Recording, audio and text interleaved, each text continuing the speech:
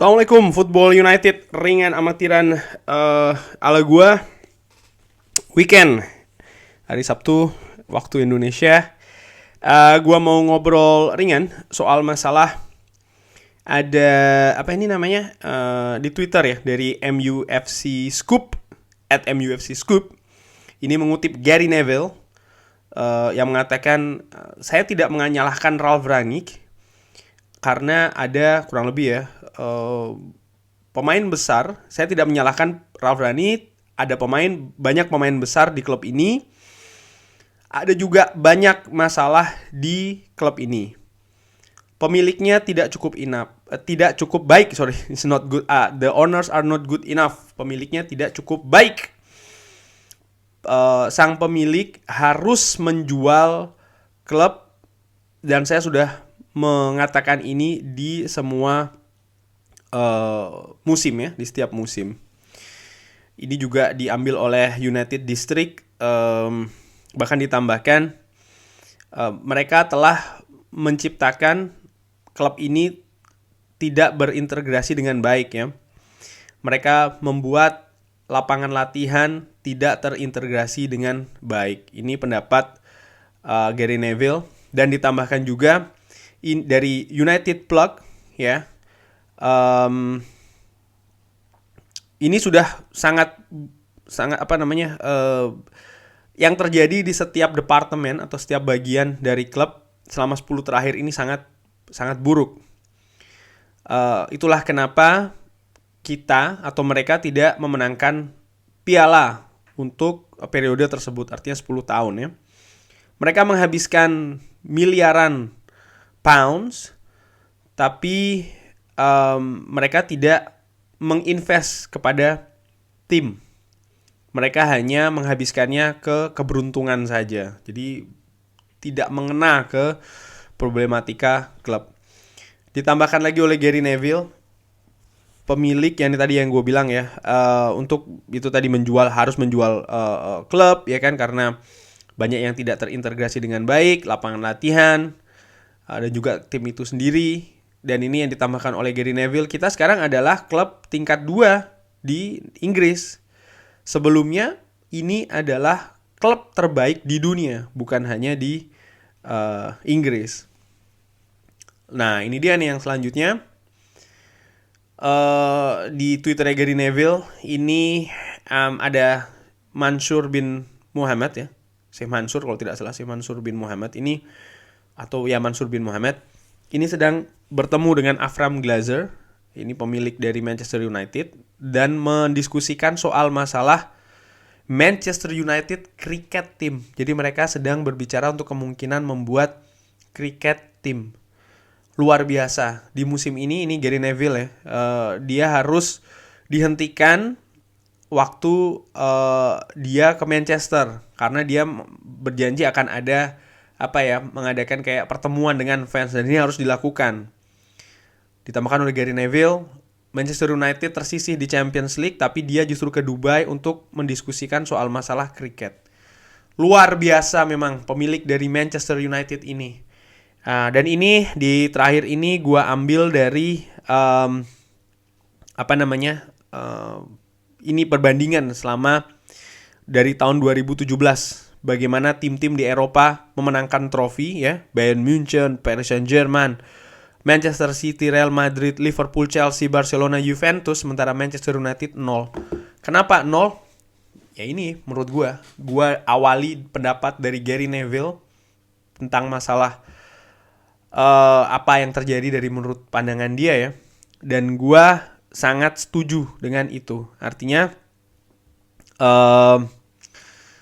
masalah di Manchester United ini bukan hanya siapa manajernya, siapa pemain-pemainnya, pemain-pemain bintang. Karena apa? Sejujurnya menurut gua hal ini sudah terus dilakukan. Mencari manajer yang tepat, ya kan, membeli pemain-pemain bintang, berusaha mencari manajer yang tepat, selalu membeli pemain-pemain bintang yang harganya sangat tinggi.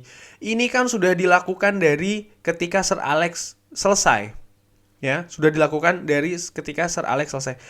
gue masih baca beberapa komentar mengatakan fans Manchester United harus selesai membandingkan atau membicarakan transfer Sir Alex Ferguson. Buat gue, maaf sekali. Buat gue yang mengatakan begitu nggak ngerti klub. Sorry ya, nggak ngerti Manchester United, itu aja sih kalau menurut gue ya. Dalam berapa puluh tahun terakhir, manajer tersukses dari Manchester United itu adalah Sir Alex Ferguson. Dan menurut gue tidak salah ya untuk membandingkan atau bahkan mempelajari, mengambil hal-hal positif yang terjadi di zamannya Sir Alex Ferguson. Sir Alex Ferguson 26 tahun di Manchester United itu melalui banyak periode sepak bola yang berbeda-beda. Tetapi beliau bisa beradaptasi dengan baik di semua zaman yang berbeda di sepak bola, bukan hanya di Inggris, tapi juga di Eropa, bahkan mungkin di dunia.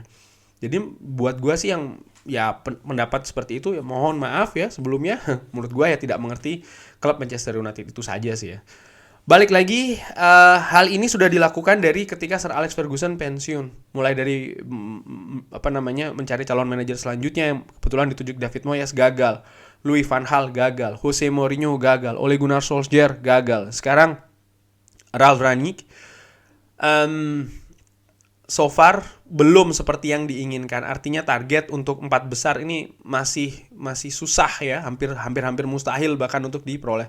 Tersingkir di semua kompetisi lain.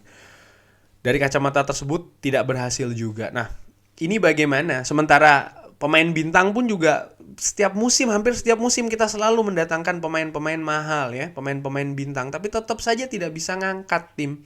Ini ada apa? Nah, kalau menurut gua ya karena memang bukan di situ masalah utamanya. Dan kalau ini dilanjutkan ya artinya kita berusaha untuk mencari manajer yang kelas dunia ya kan, pemain-pemain bintang. Ini seperti kayak mengulangi mungkin 7-8 musim yang selalu terjadi di klub ini. Bukan itu masalahnya. Masalahnya apa? Nomor 1 menurut gue adalah manajemen klub ini. Bagaimana klub ini dioperasikan. Dari mana? Dari atas turun ke bawah.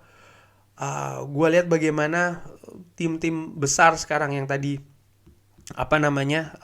dicontohkan ya, yang meraih trofi cukup banyak, rata-rata mereka ini punya cara pengelolaan klub yang bagus.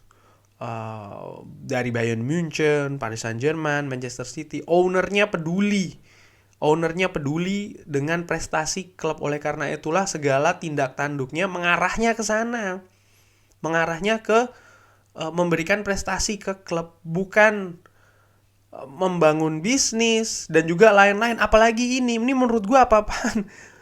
Manchester United sedang dalam kondisi tidak jelas ya, terombang-ambing dari awal musim ini. Bahkan puncaknya adalah kalau menurut gue bulan Desember tahun lalu atau bulan November, gue lupa, ketika Ole Gunnar Solskjaer selesai, manajer baru datang walaupun sekarang interim. Ini aja kan masih belum jelas, nih dia statusnya interim. Siapa manajer Manchester United musim depan?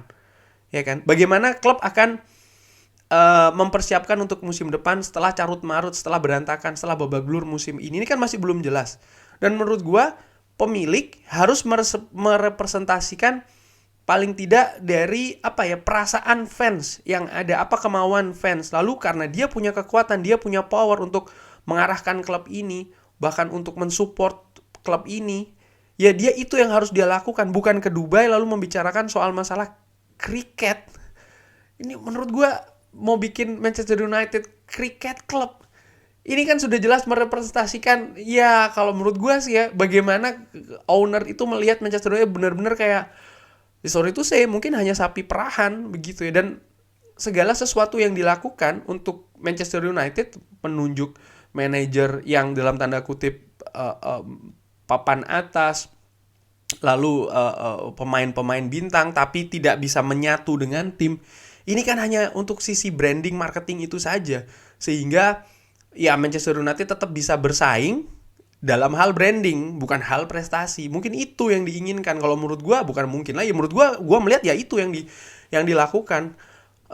Ya sangat disayangkan sih. Dan benar yang Gary Neville katakan juga tadi, kalau Manchester United di zamannya dia itu terbesar bukan hanya di Inggris, bahkan di dunia ya.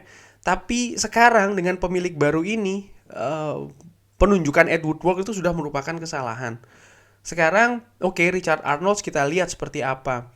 Tapi kalau seandainya Glazer tidak mau peduli dengan Manchester United, setidaknya sudah dia pasif saja. Harus ada seseorang nih yang benar-benar mengerti sepak bola yang mengelola klub. Dia pasif saja lah. Karena Manchester United menurut gue sampai dengan saat ini ya tetap menjadi branding yang paling, salah satu branding terbesar di dunia dengan fans terbanyak di dunia, salah satunya baik itu di sosial media utamanya kan. Jadi pundi-pundinya akan terus mengalir lah menurut gue. Sekarang sudah saatnya mereka selesai, kalau perlu jual klub ini, kasihlah ke pemilik yang peduli ya, peduli dengan prestasi klub. Ataupun kalau tidak ya sudah, dia pasif saja, serahkan kepada orang yang bisa atau mau mengelola klub, memberikan apa atau membuat keputusan, bebaskan orang itu untuk membuat keputusan apapun ya, yang terkait dengan prestasi klub. Karena kalau tidak ya gue khawatirkan mau Ten Hag, mau Pochettino, mau siapa yang baru dibicarakan Tuchel, mau Ancelotti, mau yang lain-lain, ujung-ujungnya akan sama saja. Mungkin Jurgen Klopp atau Pep Guardiola juga kalau datang ke Manchester United, ujung-ujungnya akan sama juga.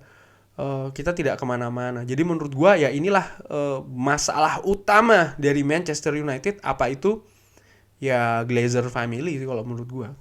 Itu saja. Ya pemilik, owner yang nggak peduli dengan prestasi dari Manchester United. Yang mudah-mudahan akan ada solusi. Ini cuma ngobrol ringan aja, menumpahkan sedikit unek-unek gue dengan berita tadi dari akun Twitternya Gary Neville tentang masalah Manchester United Cricket Club.